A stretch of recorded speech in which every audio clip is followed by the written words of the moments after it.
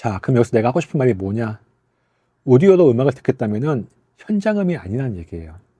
현장음을 듣고 싶으면은 비싼 오디오 살 게 아니라 예술전당이나 롯데 콘서트홀에 가세요.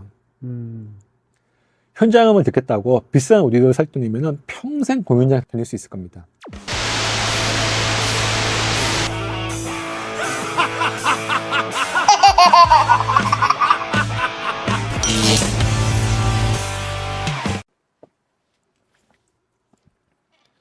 안녕하십니까, 한재훈입니다.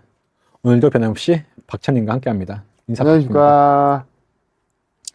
본 방송 전에 몇 가지 이야기를 드리자면은 왜 윌슨 오디오에 관한 이야기는 한마디 없느냐는 댓글 달려서 말씀드리는데요. 윌슨 오디오는 제가 좋아하는 브랜드 중에 하나입니다. 특히나 뭐 와트퍼피는 오래 쓰기도 했고, 컵도 오래는 아니지만 꽤 들었고요. 컵이 보기와는 달리 진짜 엄청나게 무거워서 그거 들다가 허리 삐끗했던 적도 있죠. 컵 써보신 분은 무슨 말인지 아실 겁니다.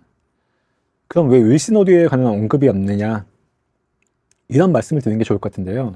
그 메르세데스 벤츠, 그 중에서도 딱 E클래스를 예를 들어보죠.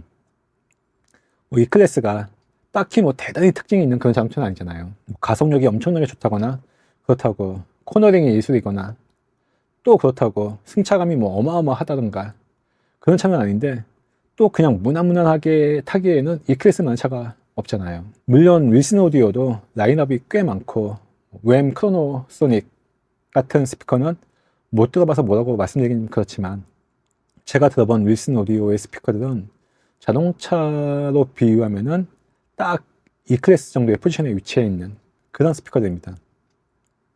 뭐 어느 한 구석 특출나게 잘하거나 그런 건 아니지만 그냥 무난하게 들을 수 있는, 그리고 페이퍼콘 계열의 미드레인지와 우퍼를 써서 소리의 온도감이 되게 좋은, 그러니까 따뜻한 소리가 나는 그런 스피커죠. 어울리는 앰프만 연결하면은 저역도 뭐 제법 많이 나와서 다양한 장르의 음악을 듣기에도 좋고요.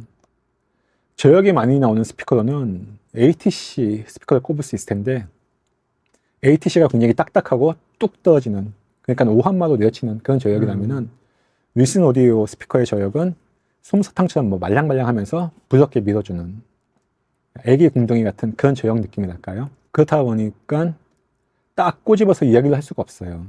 제가 BMW 스피커의 예를 많이 드는 것도, BMW를 좋아하는 것도 있지만 BMW는 매우 특징이 뚜렷한, 그러니까 차에 비유하자면은 뭐 빠른 차라고 하더라도 포르쉐 터보 S 그쪽 계열이 아니라 딱 닛산 GTR이나 구형 로터스, 아니면은 로터리 엔진을 쓰던 시절에 마츠다 RX-7 같은 그런 특징이 도드라지는데, 윌슨 오디오는 이 클래스처럼 무난무난한 스피커라서 그렇습니다.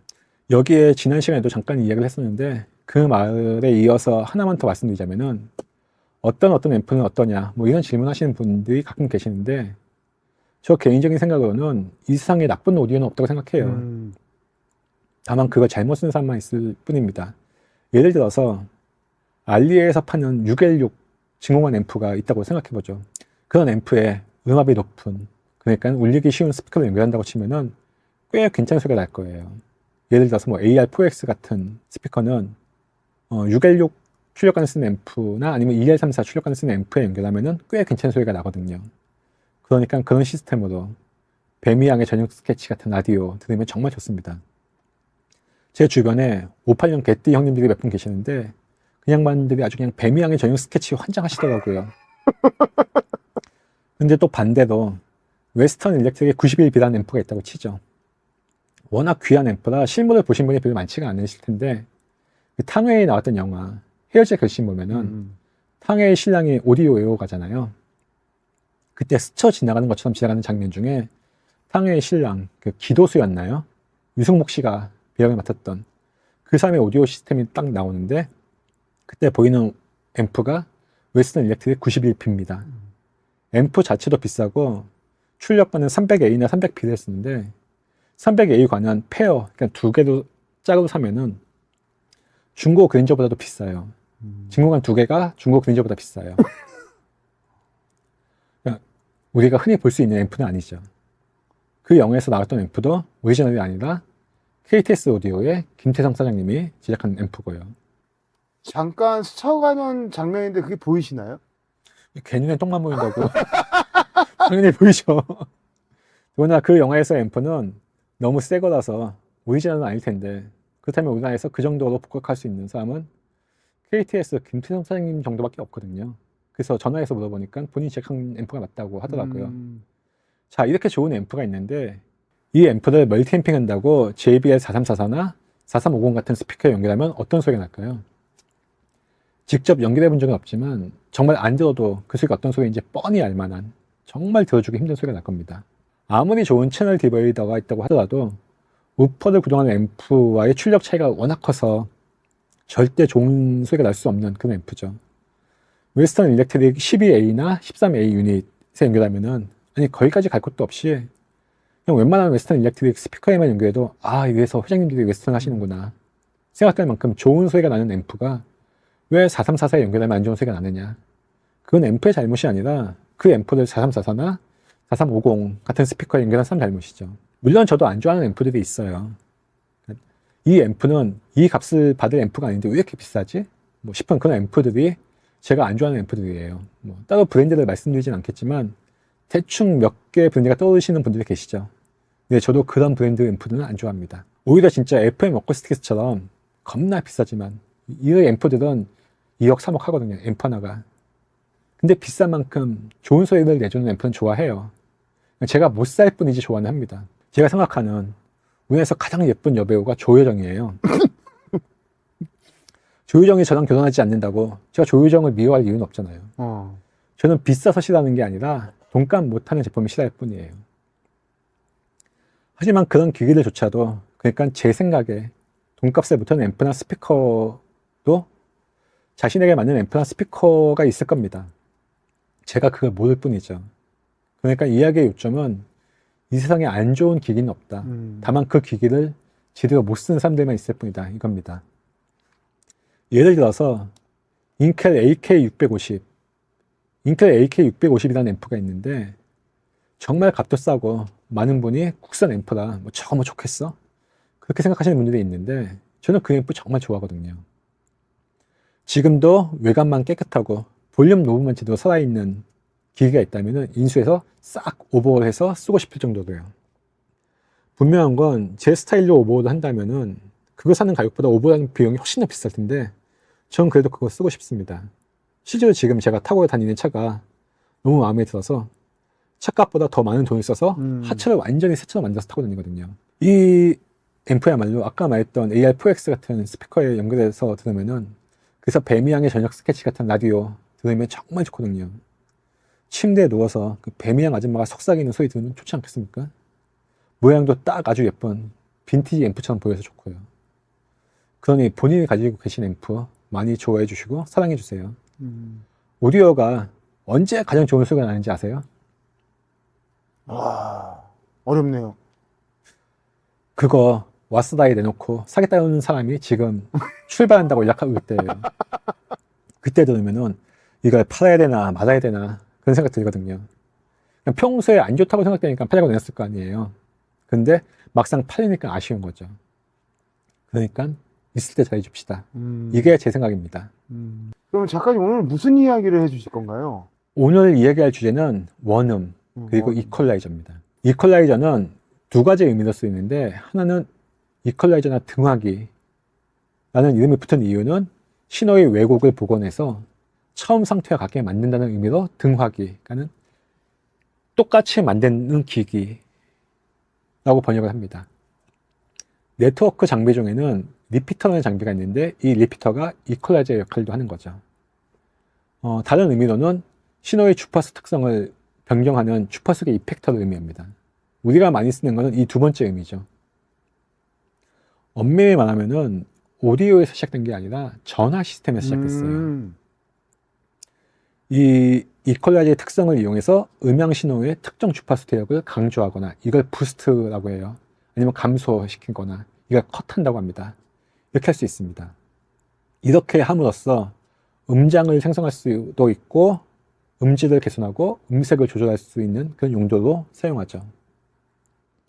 그럼 이 이퀄라이저는 어떻게 시작되었느냐? 미국에서는 1900년대 초반에 전화가 깔리기 시작했어요. 근데 전화선이 길어지면 길어질수록 소리가 안 좋아지죠. 왜 그러느냐? 주변의 노이즈 때문에 그래요. 우리가 흔히 랜선이라고 부르는 UTP 케이블 또 비슷한 원리가 있는데요. UTP는 Unshielded Twisted Pair의 약자예요. 차폐되어 있지 않고 꼬여 있는 선이라는 뜻이죠.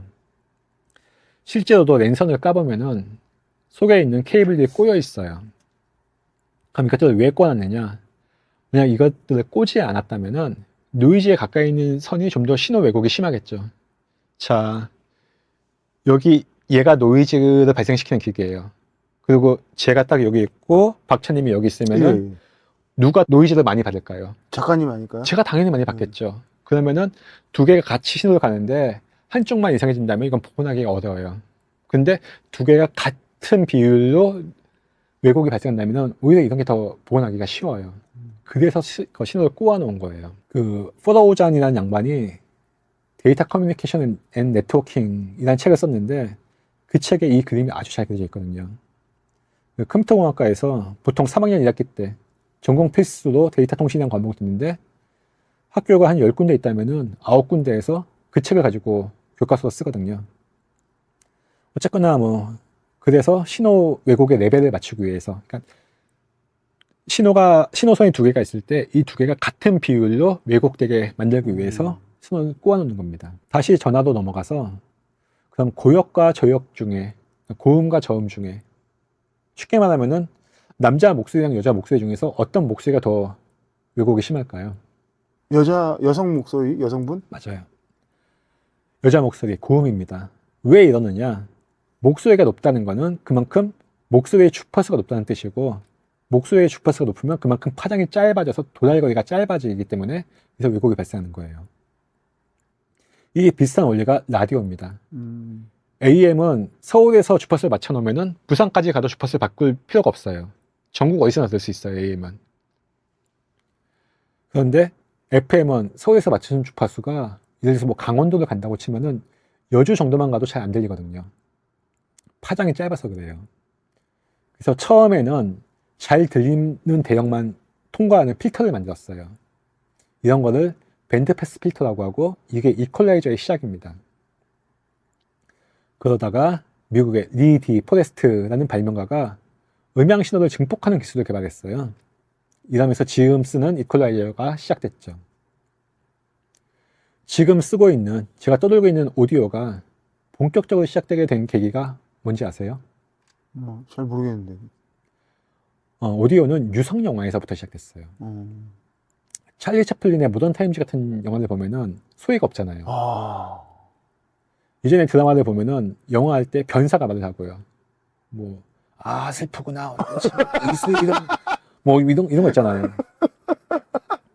이런 것처럼 영화에 소리가 없다가 1927년도에 재즈 싱어라는 영화가 나왔는데 그게 유성 영화의 시작입니다. 그리고 이 영화가 개봉되면서 오디오 업계가 급격한 발전을 하기 시작했고요. 이때 극장에서 쓰던 오디오 기기가 아까 말했던 회장님들이 쓰신다는 웨스턴 일렉트릭이에요. 그때 당시에는 오디오가 너무 비싼 기기라서 극장에서 오디오를 산 게 아니라 웨스턴 일렉트릭에서 임대하는 형태로 오디오가 보급되었었고요. 모던 타임스는 유성 영화 시절에 나온 무성 영화입니다. 1930년대 후반에 나온 영화예요. 다시 원래 얘기로 돌아가서 문제는 이때는 오디오가 너무 안 좋아서 음향 시스템이 엉망이었고, 그래서 많은 사람들이 동일한 음질로 듣기 위해서 이퀄라이저를 개발하기 시작했어요. 왜냐면은 앞에 있는 사람과 뒤에 앉은 사람이 너무 소리가 다른 거죠. 지금은 어느 자리에 앉든 대충 비슷한 소리가 들리잖아요. 극장에 앉는다면은. 근데 그땐 그러지 않았었어요. 그러니까 사람 목소리 주파수 대역을 부스트 시키면은 사람 목소리가 잘 들릴 거 아니에요. 굳이 뭐 옆에 차 지나가는 소리는 안 들려도 돼요. 중요한 건 사람 목소리가 들려야 되는 거니까는. 그런 식으로 사람 목소리 대역을 부스트 시켜서 이퀄라이저가 발전하게 됐죠.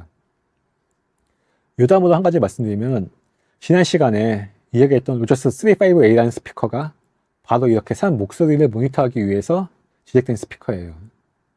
영국의 BBC 방송국에서 아나운서 목소리를 모니터할 스피커가 필요해서 로저스, 하베스, 스펜더 같은 회사에 이 스피커 납품을 의뢰했고, 그래서 그 회사들이 방송용 아나운서 모니터용으로 35A라는 스피커를 개발했죠.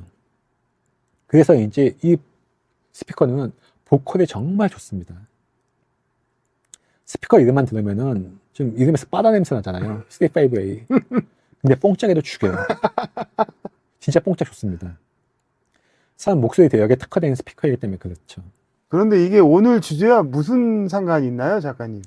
지난번에 올려온 영상 중에 그 보스 901 이야기했던 거 기억나요? 예, 예. 소리에 비를 맞을 수 있는 스피커.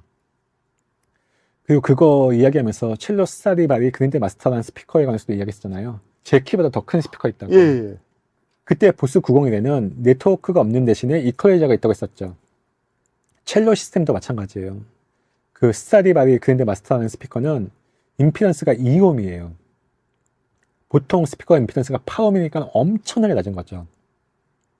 이렇게 임피던스가 낮으면은 그만큼 정확한 소리를 들을 수는 있지만 또 그만큼 앰프 구동이 힘들어요. 그래서 그만큼 댐핑도 필요하고 그러려면 앰프 내부에서도 고전류가 흘러야 한다는 그런 말이죠. 그래야 앰프의 출력 임피던스가 낮아져서 저역의 댐핑력을 유지할 수가 있으니까요. 그래서 이 스피커를 구동하는 앰프는 퍼포먼스는 모노블럭, 그러니까 스테레오 앰프가 아니라 스피커 하나당 앰프 하나가 붙어있는 형태예요.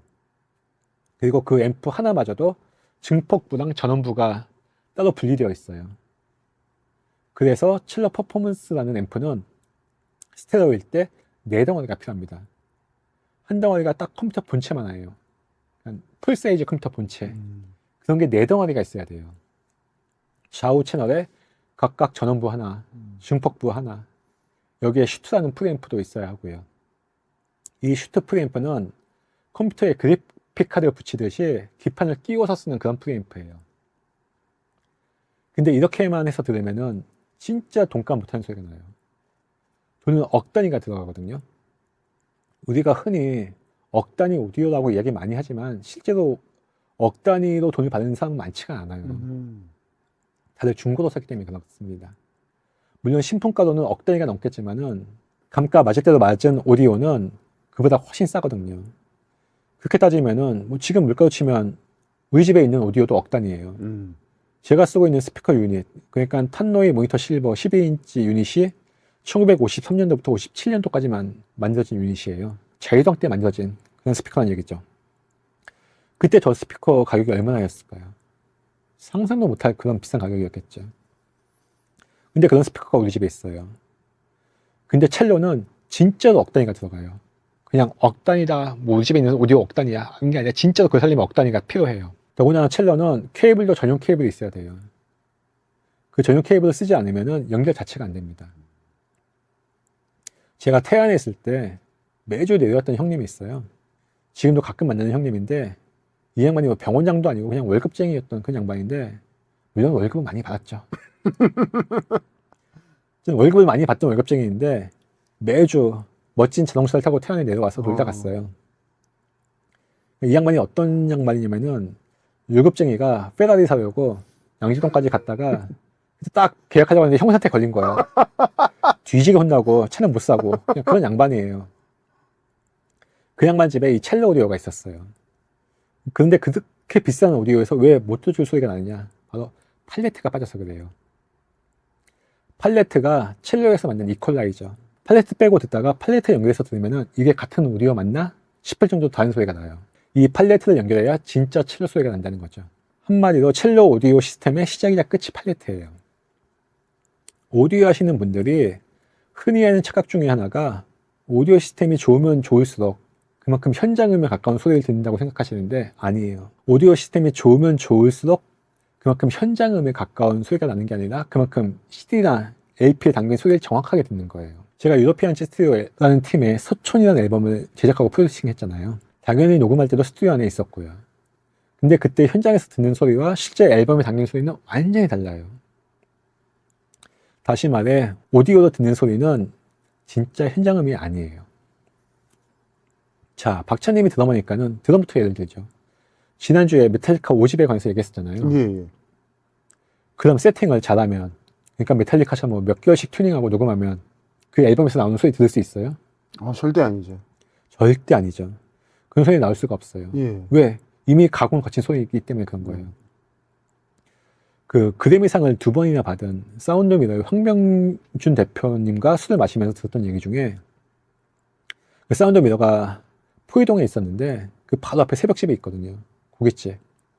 그래서 고기 먹으면서 들었던 얘기 중에 킥드럼은 본인이 작업할 때는 80Hz 대역을 살짝 컷한대요. 그래야 퍽퍽거리는 소리가 아니라 좀 딱딱한 타격감이 있는 소리가 들린다고요. 드럼뿐만이 아니에요. 첼로를 예를 들어봅시다. 바흐의 무반주 첼로 모음곡 1번 프렐류드라는 곡이 있어요. 들어보면은 뭐 재능교육 같은 데서 광고 음악으로 쓸 것 같은, 아니면 뭐 태교 음악 앨범에 반드시 들어가야 될 것 같은 그런 곡이에요. 박찬님도 이름을 몰라서 그렇지 들어보면 이 노래 할 그런 곡이에요. 드보작의 첼로 협주곡 비단조도 그렇고요. 첼로 하면 절대 빠질 수 없는 무스티블라프, 로스트포비치랑 벤자민 브르튼이 함께 녹음한 슈베르트의 아르페지오네 소나타 앨범도 그렇죠. 자, 이런 첼로 소리를 오디오로 들으면 어떻게 들려요? 정말 감미롭고 부드럽게 들리잖아요. 근데 첼로가 바로 내 앞에 있는데 지금 이 기타가 있는 것처럼 이 드럼이 있는 것처럼 이렇게 가까이 있는데 첼로 소리가 이렇게 감미롭게 들릴까요? 절대 안 그래요. 어린 밤터치 나는 소리예요. 상식적으로 생각을 해봅시다. 첼로 줄은 안에 심이 있고 가는 철사줄을 이렇게 꼬아서 감아서 만들어요. 물론 거트현이라고 양이나 염소 내장을 말려서 만든 줄도 있긴 하지만 일단 거트현은 볼륨이 나지 않아서 공연 때는 쓰기 힘들어요. 특히나 뭐 관현악과 함께 연주하는 협주곡 같은 거 할 때는 거트현 못 씁니다. 그러니까 쉽게 생각하면은 기타나 베이스 줄 만드는 거랑 비슷하다고 생각하면 돼요. 그걸 활로 긁어서 소리를 내는 건데, 그래서 찰현 악기라고 하는 건데 그 소리가 CD나 LP에서 듣는 것처럼 감미로울까요? 되게 쏠 것 같은데요. 되게 좀 거친 소리가 나요. 절대 그렇게 감미로운 소리 나지 않아요. 근데 왜 오디오로 들으면 첼로 소리가 그렇게 감미로울까요? 그만큼 소리를 부드럽게 가다듬어서 그런 거예요. 바이올린은 뭐 말할 것도 없고, 바이올린은 진짜 쏘는 소리가 나요. 피아노도 마찬가지예요. 우리나라에 굉장히 유명한 음반사이자 녹음실인 오디오가이 스튜디오에는 스타인웨이가 아니라 베젠도르퍼 피아노가 있는데, 베젠도르퍼는 터치가 좀 세게 들어가는 느낌이에요. 아니, 좀 더 정확히 말하자면 터치를 세게 해야 돼요. 스타인웨이보다 훨씬 더 터치를 세게 해야 됩니다. 그래서 클래식 쪽에서는 프란츠 리스트나 안드라스 쉬프, 그리고 재즈 쪽에서는 오스카 피터슨이랑 키스 제릿이 베젠도르퍼 피아노를 좋아해요. 재즈 피아노 앨범 중에서는 가장 유명한 앨범이라고 한다면은 키스 제릿의 더 퀼링 콘서트 앨범인데, 이 앨범이 베젠도르퍼 피아노로 녹음한 앨범이에요. 이런 피아노마저도 녹음을 잘하면, 그러니까는 마이크를 가까이 대고 쓰면은 해머가 피아노를 때리는 그 소리가, 그 타격음이 들려요. 오히려 현장음에 가장 가까운 악기는 아이러니하게도 일렉 기타예요. 잭슨 켈리, 그러니까 마티 프리드먼이 쓰는 기타가 켈리예요. 이 켈리에 TS9이라는 이펙터를 부스터로 걸고 딴 거 다 필요 없이 그냥 디스토션만 걸어서 마샬 앰프, 저기 마샬 앰프 있잖아요. 저 마샬 앰프에 연결하면은 정말 딱 메가헤르츠 40톤이 나와요. 자, 그럼 여기서 내가 하고 싶은 말이 뭐냐? 오디오로 음악을 듣겠다면은 현장음이 아니라는 얘기예요. 현장음을 듣고 싶으면은 비싼 오디오 살 게 아니라 예술 전당이나 롯데 콘서트홀에 가세요. 현장음을 듣겠다고 비싼 오디오를 살 돈이면은 평생 공연장 다닐 수 있을 겁니다. 자, 오디오에 한 2억 태운다고 생각하면은 20만 원짜리 공연을 1000번 갈 수 있어요. 우리가 남은 인생 동안 공연장을 1000번 갈 수 있을까요? 한 주일도 빠짐없이 매 주말마다 공연장을 간다고 쳐도 20년을 가야 돼요. 그래야 1000번이야. 근데 내가 20년을 살지 못 살지 어떻게 알아. 당장 내일 죽어도 이상할 게 없는 사람인데. 자, 다시 원래 얘기로 돌아와서 우리가 말하는 원음이란 거는 현장에서 듣는 것처럼 이퀄라이저를 거치지 않은 소리예요. 하지만 레코딩이라는 걸 하게 되면은 이퀄라이저를 거칠 수밖에 없고요. 애초에 믹싱 콘솔이라고 하는 거 있잖아요. 녹음실 가보면은 그 조종실에 있는 거. 그거 자체가 이퀄라이저예요. 전에 제가 프리앰프를 소스 컨트롤러라고 하는 데도 있다고 했는데, 스튜디오에서는 소스가 하나하나의 악기이기 때문에 정확히 말하자면은 악기에 붙어있는 마이크죠. 그렇기 때문에 소스 컨트롤러가 프리앰프의 역할을 하는 거고요. 그래서 레코딩 스튜디오에서는 프리앰프를 쓰지 않아요. 프리앰프의 역할을 믹싱 콘솔이 하기 때문입니다. 이렇듯 우리가 원하든 원치 않든 이퀄라이저를 거친 소리를 듣게 될 수밖에 없어요. 그럼 여기서 또 하나 생각해야 될 것이 앰프의 스펙 중에 프리퀀시 리스폰스라고 있습니다. 주파수 응답이라고 번역할 수 있는 이 스펙은 우리의 가청 주파수인 20Hz부터 20,000Hz까지 1W를 흘렸을 때 얼마나 볼륨의 차이가 나나 하는 지표예요. 이게 작으면 작을수록 전 대역에서 고르게 소리가 난다는 그런 의미죠. 지난 시간에 얘기했던 크라운 스티어 레퍼런스 2 앰프의 경우 플러스 마이너스 0.1dB입니다. 대단히 평탄한 의미예요. 오디오 리서치의 레퍼런스 160S라는 파워 앰프의 경우 0.5Hz부터 110kHz까지 3dB입니다. 숫자가 왜 이렇게 크냐 생각할 수도 있겠지만은 그냥 주파수 대역 자체가 훨씬 더 넓고 솔리드 스테이트 앰프와 증권 앰프의 차이, 프리용 앰프와 하이파이 앰프의 차이도 있습니다. 이 정도면 증권 앰프에서는 대단히 훌륭한 수치예요. 근데 이렇게 평탄한 게 꼭 좋기만 한 걸까?